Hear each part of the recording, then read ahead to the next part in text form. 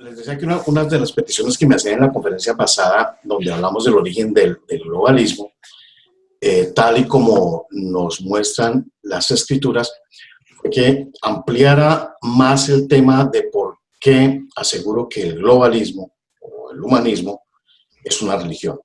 Es la gran religión demoníaca que se opone directamente al cristianismo, que se opone al Dios verdadero.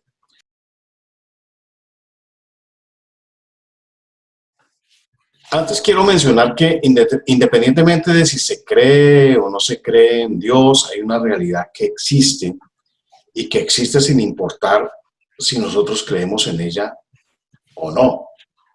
No hay nada que hacer respecto a eso y lo que estamos haciendo acá es explicar esa realidad según lo que enseñan las Escrituras. Más adelante habrá la oportunidad de validar la veracidad de la Biblia para quienes les interese. Pero por ahora centrémonos en el tema, el humanismo como enemigo del propósito de Dios para la humanidad. El humanismo es el enemigo del ser humano. Vamos a desarrollar esa tesis. Las escrituras, como lo veíamos en la conferencia de hace 8 días, muestran que Satanás tiene un control total y legal, es importante tenerlo presente, control legal de este planeta. Y nos muestran también que ese control legal fue dado por el mismo hombre, no se lo dio Dios, sino el mismo hombre que rehusó tener la dirección divina y decidió, según la influencia maligna que vemos en las escrituras, decidió que él mismo tenía el poder de decidir lo que era malo y lo que era bueno, no Dios. Al tomar esa decisión rebelde, ejerciendo ese libre albedrío, se colocó inmediata y automáticamente bajo la esclavitud del mal. El humanismo básicamente es eso, es rechazar la autoridad divina en cada área de nuestras vidas y decidir por sí mismos lo que es bueno y es malo, llamar bueno lo que Dios llama malo y llamar malo, retrógrado, arcaico, no progresista, etcétera, etcétera, a lo que Dios dice que ridiculizar como no científico lo procedente de Dios y llamar, perdónenme la palabra, idiotas a quienes pensamos que Dios es quien sabe lo que nos conviene y lo que no nos conviene. El humanismo, sin usar ese nombre, según las escrituras, nace en el jardín del Edén, con el rechazo de la dirección divina, como ya lo decíamos, y el sometimiento como esclavos al que hoy es el príncipe de este mundo. Ese título lo tiene, que es Satanás. Y se consolida en una agenda globalista, un solo gobierno, una sola lengua, una sola religión, cuando Nimrod, lo veíamos la vez pasada, el gran opositor humano a Dios, construye la Torre de Babel para consolidar alrededor de ella ese gobierno mundial bajo el poder supremo de su Dios Satanás. Sin embargo, aunque Satanás tiene el poder legal sobre la tierra, Dios tiene el poder legal sobre quienes luchamos para hacer su voluntad. Eso lo dicen las Escrituras. Y puede aguar los planes del maligno legalmente. La Biblia, o lo que se conoce que más como el Antiguo Testamento, nos narra cómo Dios, de manera perfectamente legal, ese término hay que usarlo, ciñéndose al mismo esquema de justicia que él diseñó, se las ingenió para llevar adelante ese imperio, para frustrar los planes de Satanás de llevar adelante ese imperio globalista en el planeta. Cuando la salvación llega por medio de Jesús, el proyecto más exitoso del globalismo estaba en auge. Estoy hablando del Imperio Romano. En época de Jesús, el territorio del Imperio Romano abarcaba 3 continentes. Abarcaba el sur y oeste de Europa, el oeste de Asia, el norte de África. Dentro de sus límites quedaron Britania, se llamaba así, Galia, España, Suiza, los países situados al sur del río Danubio, Italia, Grecia, Turquía, Asia Menor, norte de África. Ha sido el imperio más grande que ha existido. Los emperadores romanos implantaron un imperio absoluto, un gobierno absoluto, concentrando en su persona todos los poderes políticos, militares, religiosos, administrativos. Esa etapa se inició en el año 29 a.C. con el gobierno de Augusto Octavio y concluyó con el gobierno del último emperador romano, que se llamaba Rómulo Augustulo. Augustulo porque cuando empezó a gobernar era muy pequeño, muy joven y lo llamaron así. Eso fue en el año 476, cuando cae el imperio romano. Desde las épocas de Nimrod, como lo veíamos la vez pasada también, una y otra vez ese proyecto globalista fue detenido por Dios. Eso es algo que nos llena de mucha esperanza en esta época, porque Dios actúa y no actúa de manera mística como piensa mucha gente, sino actúa de manera real y se pueden ver exactamente qué mecanismos usa. Entonces, desde las épocas de Nimrod, ese proyecto globalista fue detenido una y otra vez por Dios. Ni Babilonia, ni el imperio medio persa, ni el imperio griego, ni el imperio romano, el más grande y poderoso que ha existido, pudieron consolidar nunca ese sueño de un gobierno mundial. Esa religión, y ahí viene la pregunta que me hacían la vez pasada y con la que abrí el tema de hoy, esa religión, que es el globalismo, instaurada por Nimrod, cuyo eje principal era la adoración pagana al dios Sol, nacido casualmente un 25 de diciembre, que no es otro que el mismísimo Satanás, fue propagada por casi todos los sistemas religiosos del mundo, casi todos. Nimrod tenía una relación incestuosa con su madre, Semiramis. Nimrod fue asesinado y ella resultó embarazada tiempo después, y para no perder el poder, surgió la historia de que ese embarazo era que había sido concebida de una manera sobrenatural y que ese hijo, que nació el 25 de diciembre, al que llamó Tamuz, era el propio Nimrod encarnado, era el dios Sol encarnado. Se aseguró entonces que los dioses habían proclamado a Semiramis como la reina del cielo y que fue enviada a la tierra en un huevo gigante, ojo, en un huevo gigante que cayó en el río Éufrates, y de ahí surgió Semiramis. Eso enseñó ella.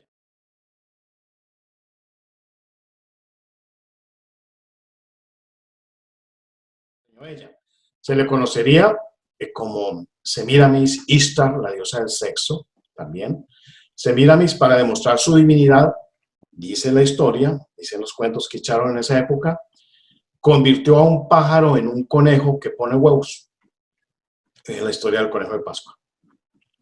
La religión de Nimrod introdujo enseñanzas paganas en la cristiandad todo lo largo de la historia, tanto la fiesta de los huevos de Pascua como el nacimiento del 25 de diciembre, pero esa es solo una pequeña muestra de cómo ese sistema religioso de Nimrod contaminó una y otra vez la oración verdadera que Dios instauró. La Biblia se refiere una y otra vez a ese culto pagano en el Antiguo Testamento de la reina del cielo, que fue la esposa y madre de Nimrod, y que ella se proclamó como Rea, que significa madre de los dioses. Dios escoge a Israel, viendo lo que estaba pasando, Dios escoge a Israel para alejarlo de esa falsa adoración que solo ha traído destrucción y muerte a la humanidad, pero Israel, como se muestra en las Escrituras, como uno lo puede ver, cae también una y otra vez y otra vez y otra vez en esa adoración globalista que instauró Nimrod. La única manera legal para que Dios pudiera salvar legalmente a la humanidad era esa, la adoración verdadera.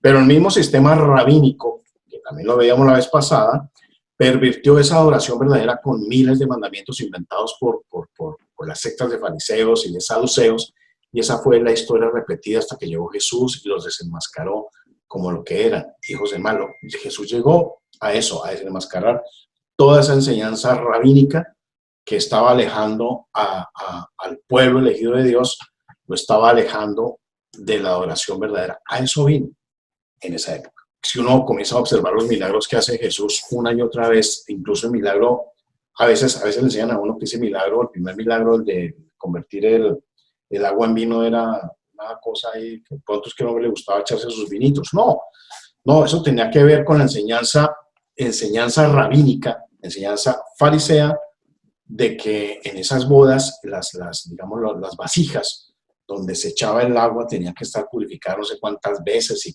con no sé cuántos rezos y una para aquí y para allá. Entonces Jesús, al usar esas vasijas que estaban santificadas y llenarlas de vino, les estaba diciendo directamente, se está burlando de ellos. Todos los milagros de él fueron así, cuando uno los mira, por qué sana el sábado, por qué pone a cargar al paralítico que sana, lo pone a cargar sus muletas, su silla, lo que sea. Esos trabajos estaban prohibidos por las sectas de fariseos y de saduceos. Entonces, lo que estaban haciendo los rabinos en la época de Jesús era lo mismo que Nimrod, alejar a la humanidad de la dirección de Dios, llevándolo al imperio globalista del príncipe de este mundo. A los israelitas les pareció bien lo mismo que hoy les parece bien a los cristianos, que hombres perviertan la palabra de Dios y enseñen como mandamientos de Dios las tradiciones de hombres, que lo sepan o no, trabajan para el sistema globalista que dicen combatir. Nimrod era persona leal, real. En las genealogías se muestra que era bisnieto de Noé, y él desarrolló ese sistema religioso que acompañó siempre, repetimos, una y otra vez, todos los imperios globalistas de la antigüedad. Todos los imperios tenían la religión de Nimrod.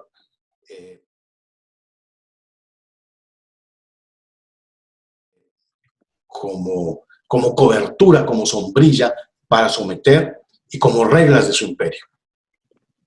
Entonces, eso sucedió en la antigüedad. Esa palabra también la vamos a repetir, la antigüedad.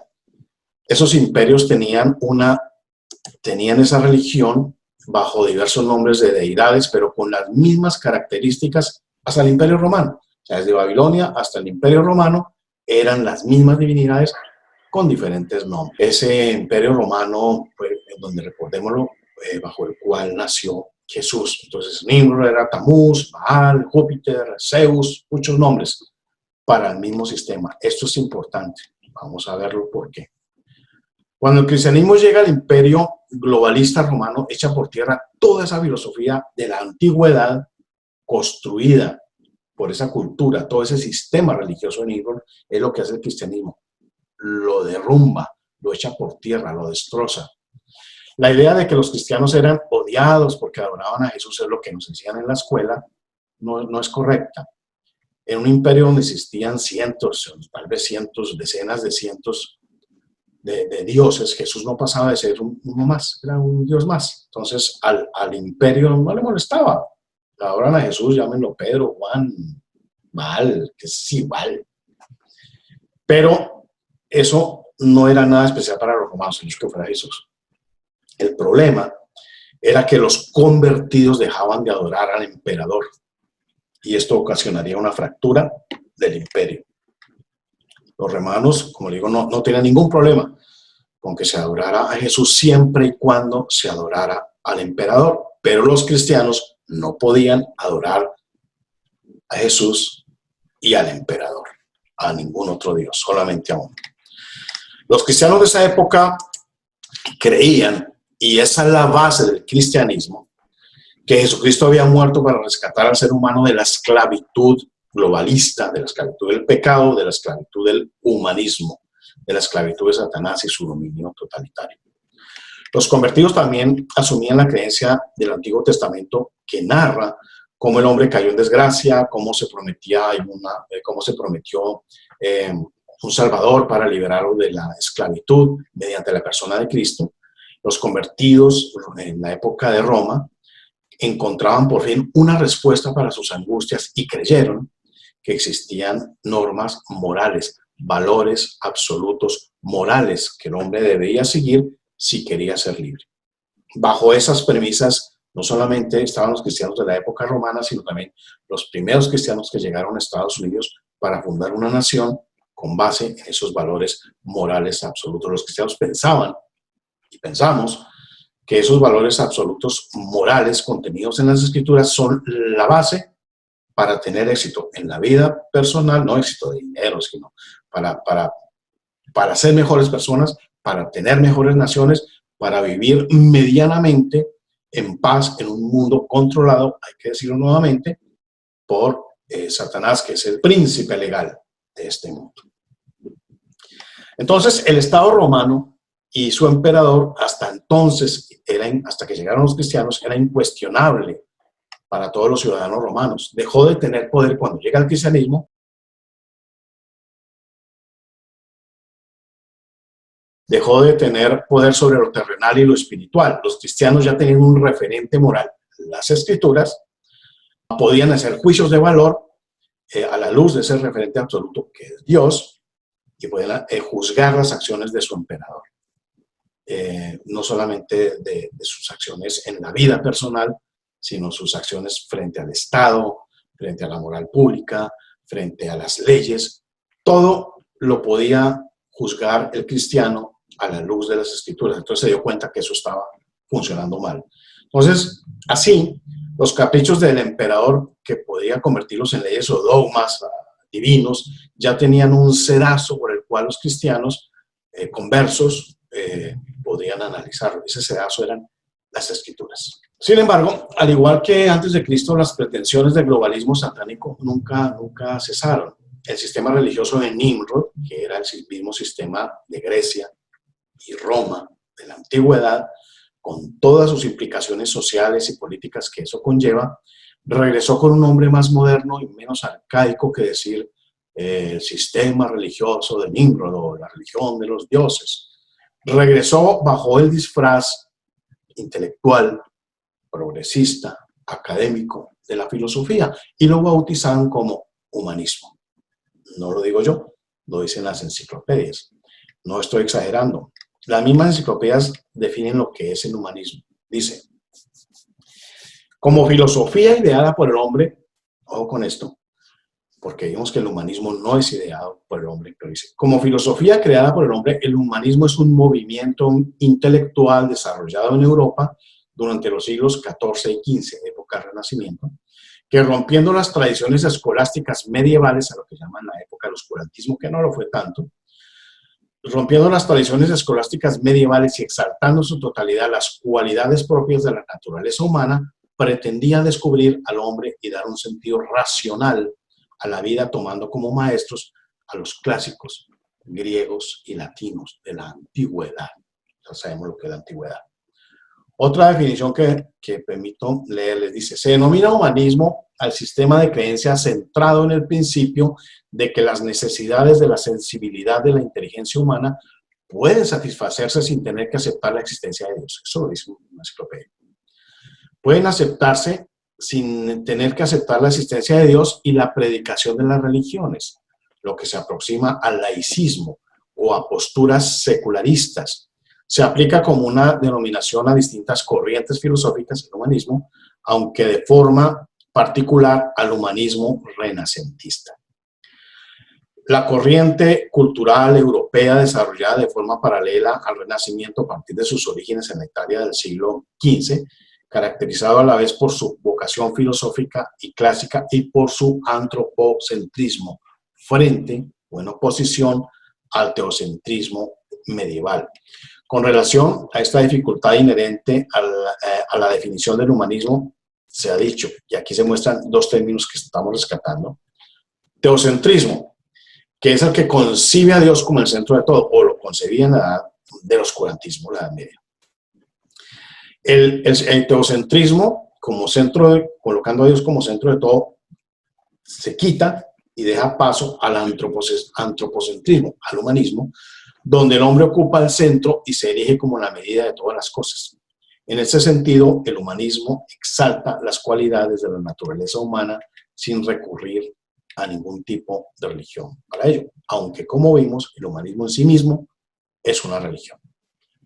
Sin embargo, aquí están las contradicciones. El humanismo dice separarse de la idea de un Dios como centro de todo, pero al mismo tiempo se basa en un sistema de creencias de las religiones antiguas, paganas, llena de dioses. El humanismo estuvo basado en las religiones antiguas que buscaban encontrar respuestas. El humanismo siempre se enlazó a sí mismo con la antigüedad clásica de Roma y de Grecia. Entonces el humanismo puede concebirse, no es antidios, es anticristiano, antidios cristiano. Entonces ya vamos entendiendo por qué. Entre las características más resaltantes del humanismo se pueden mencionar las siguientes. Esto lo saco de una enciclopedia. Dice, estudiar las obras provenientes antigüedad clásica y de la filosofía grecolatina. Está ahí bien. Descubrimientos geográficos y técnicos. Interés por las artes y las ciencias. Está bien. Carácter literario. El hombre y la naturaleza son los temas más abordados. Rechaza la visión teocrática por una concepción antropocéntrica del universo. Bueno. Se enfocó en las enseñanzas de las escuelas neoplatónicas, antigüedad greco-romana. Existía un sentimiento renacentista. El principal objetivo del humanismo fue, lo dice la enciclopedia, recuperar a todas las disciplinas que provenían de la antigüedad clásica y la filosofía grecolatina para formar un nuevo hombre y un nuevo mundo, orden mundial. Luego, con el pasar del tiempo, se generaron varios enfoques del humanismo, los cuales seguían centrados en el hombre, en su desarrollo, en la sociedad, pero desde diferentes puntos de vista. Entonces, sabiendo que el humanismo renacentista toma como principios filosóficos, rescatándolos, lo expuesto en las culturas griega y romana a toda su plataforma de deidades, vemos que es el mismo sistema que está rescatando, que está ensalzando, que está retomando ese sistema de deidades que es el mismo de Nimrod, el mismo del predilecto de Satanás. Entonces, ¿se crea o no se crea en las escrituras? Tanto la explicación de cualquier enciclopedia como la que tiene origen en la Biblia coinciden en esa sola cosa: el abandono de la dependencia de Dios, no de cualquier Dios, sino del Dios de la Biblia, para que el hombre por sí mismo decida lo que es correcto e incorrecto. En eso coinciden los ateos y la Biblia. Entonces, la definición secular de humanismo dice que su principal objetivo fue y es recuperar todas las disciplinas que provenían de la antigüedad clásica y de la filosofía grecolatina para formar un nuevo hombre y un nuevo mundo. Eso es nuevo orden mundial. En Roma, en la época en que gobernaba el Senado, surgieron grupos armados que desataron la violencia, lucharon contra el ejército oficialista. Todos buscaron el poder, había mucho caos, los romanos no tuvieron otra alternativa que centrar el poder en un solo hombre. El primero de ellos, ese hombre donde centraron el poder, fue Julio César, con quien realmente empieza lo que modernamente llamamos Imperio Romano. Los romanos, debido a ese caos, entregaron el poder a Julio César, un poder vitalicio, con la esperanza, eso lo dice Plutarco, de que un gobernante vitalicio les diera tiempo de respirar. Eso textualmente lo dice, después de tantas guerras y calamidades. Era una tiranía que aceptaron los romanos en medio de la angustia. O sea, los gobiernos globalistas traen caos, traen dolor, traen hambre, traen desorden a los pueblos para que el pueblo le entregue el poder y gustosamente se sometan a una tiranía, porque es una tiranía. Entonces, los romanos también aceptaron esa tiranía en medio, como dijimos, de que no había ninguna solución, de que no había ninguna salvación. Y ese es el viejo libreto de todas las tiranías modernas, como ustedes imagino que ya lo estarán pensando.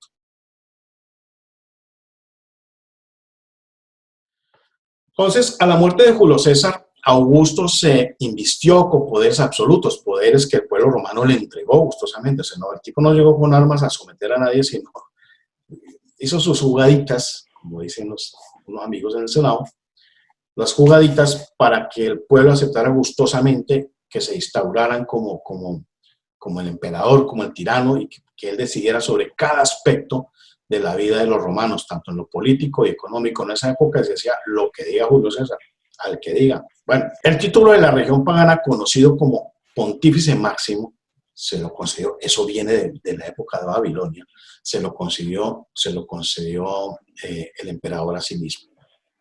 Y desde ahí se llama Pontífice Máximo hasta que en el 470 y pico acabó, hasta Graciano, que renunció a este cargo en el año 382, pasando esa dignidad a los obispos nombrados por Constantino en Roma.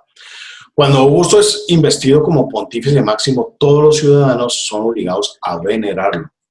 Los emperadores eran dioses en la tierra, igual que Tamuz, Nimrod encarnado, era Dios en la tierra. Por eso el cristianismo era tan odiado, tan repudiado por los romanos. Cuando un romano se convertía al cristianismo, lo que decía era que repudiaba la imagen, la idea de un pontífice máximo, que repudiaba toda la filosofía basada en esos dioses, que repudiaba todos los cimientos del imperio del cual los romanos se sentían tan orgullosos, que repudiaban todo ese sistema religioso de Nimrod, que era que acompañaba a todos los imperios desde siempre. Por ello es que no bien un romano se convertía al cristianismo, inmediatamente está dispuesto a morir. Los convertidos asumían la creencia en el Antiguo Testamento, que narra cómo el hombre cayó en desgracia, cómo se prometía una liberación de esa esclavitud mediante una persona real, Cristo, ¿Cuánto? y encontraban por fin ¿Dos? Ahí una bajo, mi amor. respuesta para sus angustias. Y Betito. creyeron que existían esas normas morales, lo repetimos, que existían esos valores absolutos que el hombre debía seguir si quería ser libre. Libre, o sea, el seguir los valores contenidos en las Escrituras le daba libertad al hombre, libertad de muchas cosas. Entonces los convertidos descubrieron esa patraña demoníaca para mantenerlos en la oscuridad y ya no necesitaban de líderes que les dijeran qué hacer, cómo hacerlo y cuándo hacerlo. El Estado romano y su emperador hasta entonces, hasta que llega el cristianismo, era prácticamente incuestionable. Era incuestionable para sus ciudadanos. Pero cuando llega el cristianismo dejó de tener poder sobre lo terrenal y lo espiritual. Los cristianos, ya teniendo ese referente moral, el norte de valores, teniendo las escrituras como referente, podían hacer esos juicios de valor, como lo dijimos antes. Entonces la Roma imperial, la Roma totalitaria, vio tambalear ese poder ante los valores morales absolutos, sencillos, contenidos en las escrituras. Por eso asesinaban a los cristianos y por eso el cristianismo se convirtió en una fe tan peligrosa.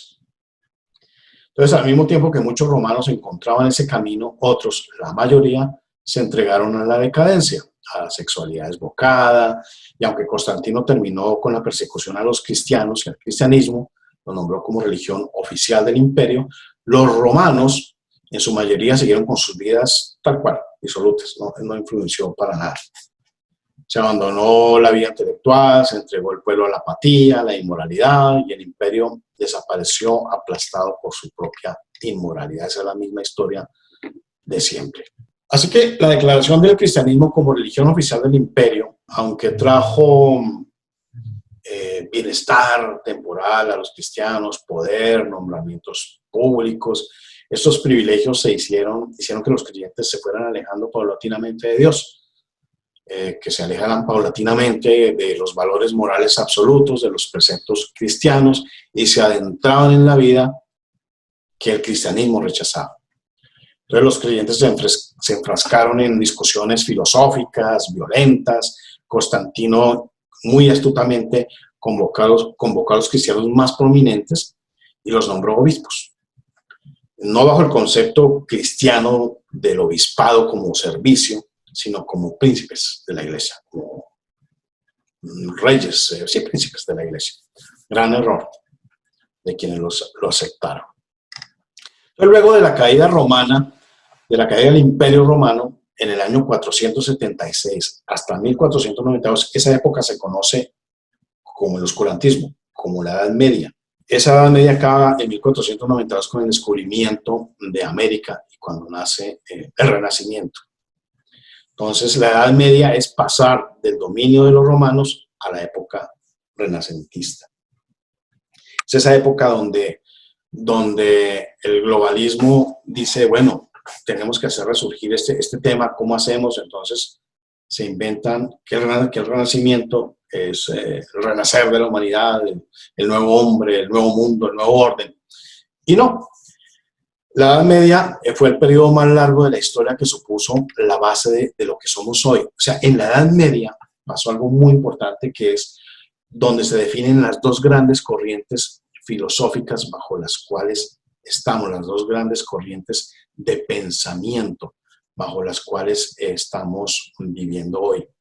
Esas dos corrientes son la base, de nuestra forma de pensar, de las ciencias, de la forma de concebir el mundo.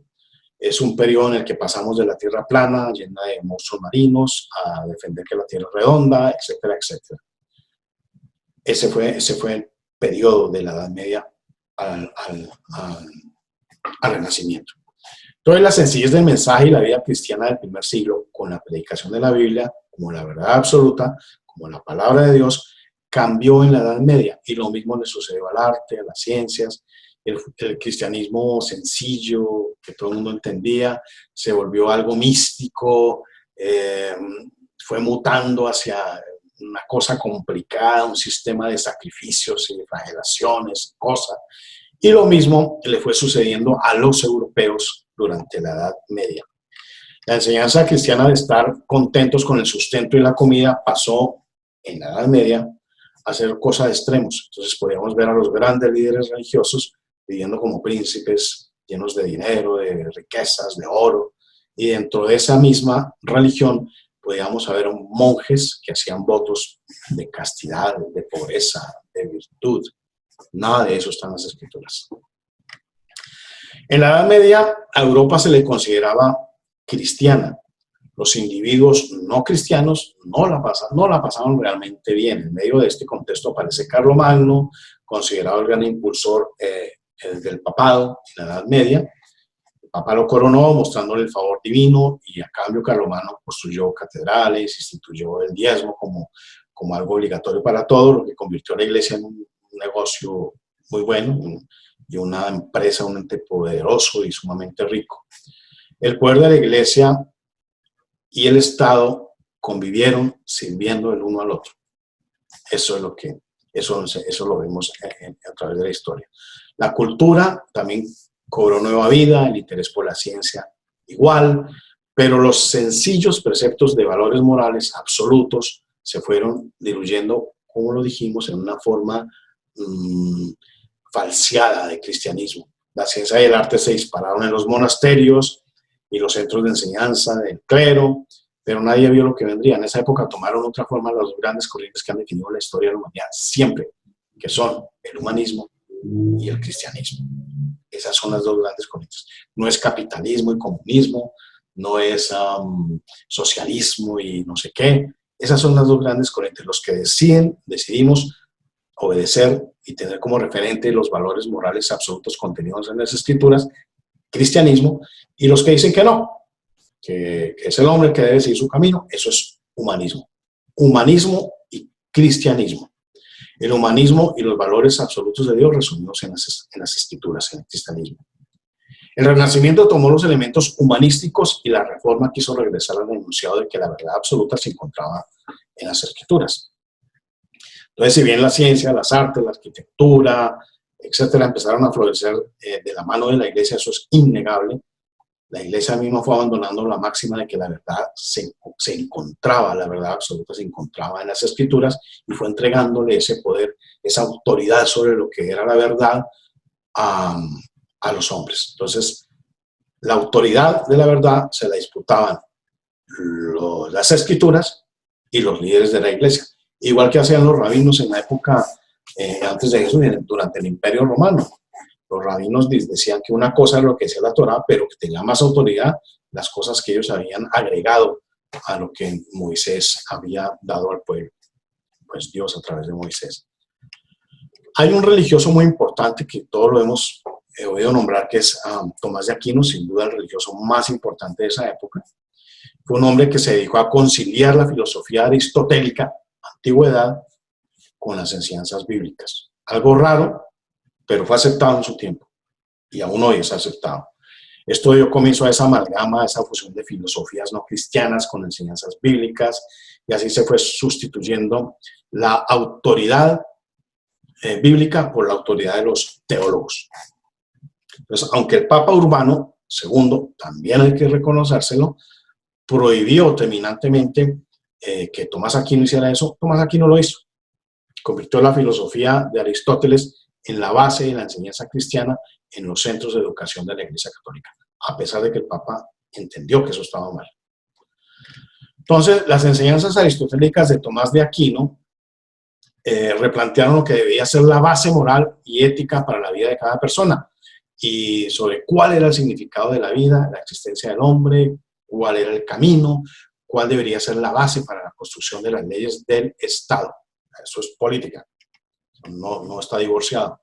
Ante este revoltijo, pues muchos filósofos cristianos se plantearon de nuevo la gran pregunta: ¿son las Escrituras realmente necesarias para la vida del hombre? ¿Se puede llegar a tener la verdad sin consultar las Escrituras? Entonces los filósofos, la filosofía, fue alejándose cada vez más de lo que Dios ha dicho que es la verdad y se regresó al concepto de que la salvación se debía más a los merecimientos de la gente que a la bondad inmerecida de Dios, de la obra de Cristo. Y el humanismo se apoderó definitivamente de la iglesia y esta llegó a asegurar que la autoridad de la Biblia era igual a la autoridad de los líderes de la iglesia, lo que hicieron los rabinos, lo que hacen todas las religiones. Que lo que la iglesia decidiera era como si Dios lo decidiera. Entonces todo sucedió muy lentamente, muy paulatinamente, igual que habían hecho los rabinos de la época de Jesús. Llegaron a aceptarlo. Entonces, al encontrarse estas dos formas de explicar la realidad, humanismo y cristianismo, ocurre la confrontación que es la base de nuestra historia reciente. O llegamos a la salvación, o llegamos a la salvación y a la concepción de un Estado mediante las creencias, los valores absolutos morales encontrados en la Biblia, o lo hacemos alejados de Dios mediante el humanismo, decidiendo lo que es bueno y lo que es malo para nuestras vidas personales, para nuestras familias y para nuestro Estado. Esto es muy importante aún para los no creyentes. Tan importante es que Thomas Jefferson, de los padres fundadores de Estados Unidos, no era creyente, pero él vio la importancia de basar la construcción de los Estados Unidos de América en esos preceptos bíblicos, en esos preceptos que pregonó la reforma en el norte de Europa.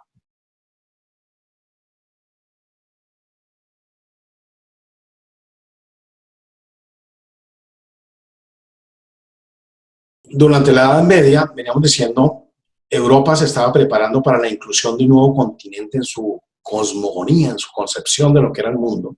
Para esa época no existía sino ese pedazo, aunque se creía, se sabía de la existencia de otras tierras lejanas. Entonces los descubridores de América, así como los conquistadores, eran en esencia humanistas. Eran herederos de esa mezcla de humanismo con filosofía aristotélica, con la enseñanza bíblica. Alguien me comentó ayer, me escribía, eso es que el humanismo cristiano existe. Eso lo denominaron así, humanismo cristiano. Eso no combina, porque el humanismo aleja a Dios de toda la realidad. Entonces no puede haber un humanismo cristiano. Eso es una contradicción. Entonces esos conquistadores del Nuevo Mundo, ese que pobló, que se sometió y se estableció desde México hasta la Patagonia, eran eso, era humanista. Para estos hombres del Renacimiento, todo lo pasado había sido una época oscura, no lo fue tanto, incluida esa era del cristianismo, de cuando cae el Imperio Romano. Para el hombre renacentista eso fue una época terrible, de ignorancia, de muchas cosas. Y por eso decía el Renacimiento y el humanismo que había que reinventarse, era la hora de hacer ese nuevo hombre, ese nuevo mundo, ese nuevo orden mundial. La conquista de América hispana se basó no solo en la creencia de que Dios había creado el mundo y solo a él no